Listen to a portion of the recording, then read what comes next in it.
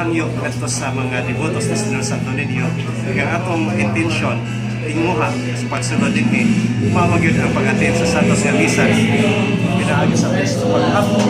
Pero atong tanglikayan nga kanang magmutok-mutok na kaya mao kanay mga kahisay gayunan nato sa mag-away o niya magpupot na yun nato una-una masupok na hinoon ta. So mawala na hinoon ang essence sa ato ang pag-sakripisyo din ang pagtapos sa Santos nga Misa. Ibis malibay sa Santo Niño ang Satanas na hinoon mo'y malibay ini no nga punta sa naman yung punta sa Santo Niño kay bawo kita pasensya kay bawo kita muhatag mo lugar lagi na no atong pagyo na mga may edad na hindi ba ang pag-anhi sakripisyo magyud na siya so unta ubanan nato ni sa buhat dili lamang sa tulong ato ipakita kita ni agyon tinuod nga devoto ni Senyor Santo Niño kay bawo ko pasensya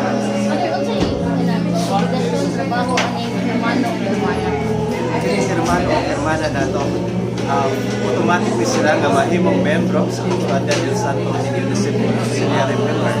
Ang ilahang una o kinakadako nga responsibilidad mao ang pagpakaila sa devotion ni Senyor Santo Niño diha sa ilang pamilya, diha sa ilang silingan, sa mga kaingalaan. Kaniya, mahimong po na sila nga gandang magsilbing inahan o amahan sa mga devoto ni Senyor Santo Niño. Dahil sa mga obligasyon nila, sa panahon sa fiesta, sila mao'y isip pagginikanan, sila mao'y pagkaon sa mga bisita o mga devoto ni Senyor Santo Niño. Kaya, naasan sila yung obligasyon sa matang gabi, sa pagkailaw, naasan sila yung mga basic prayers na ilahang pagkahimuon para sa katawan. Lumay nga, bakit na ito ang hermano sa mga sa akong nahibawan nila, siyempre magmawawon kayo ng pamilya, pero gano'n na hindi sila nahagyot na rin ang Senyor Santo Niño. Ang una na akong encounter nila, sa dihang sila mismo ni doon, kung namunta na, Father, naginahanglan ba kanil yung CCTV camera? Ang tuwag yun na ako, hindi ko naginahanglan kaayo, pero wag ko mo kagat tayo kay basin o niya ako, mahal ang presyo, kailangan ibungat na mo.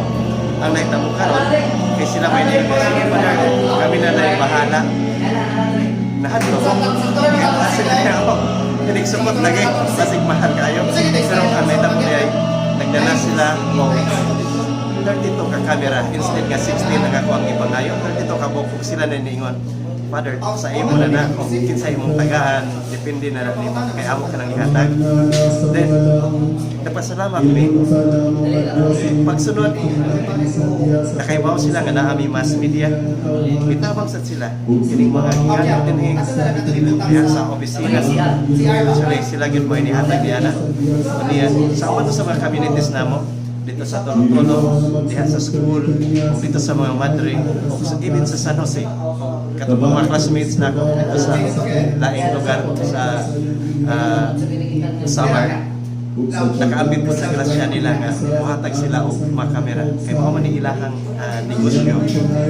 Pero at least nga sa ilahang tabang nakita yun na mo ang ilahang pag-iboto kang Santo Niño gumikan kay bisan dili lang Biyernes ay adlaw usang amo silang makita na ay mga lisapit ngalan na sa mga pangalan nga i-endorsar unya ang community ni Libutar.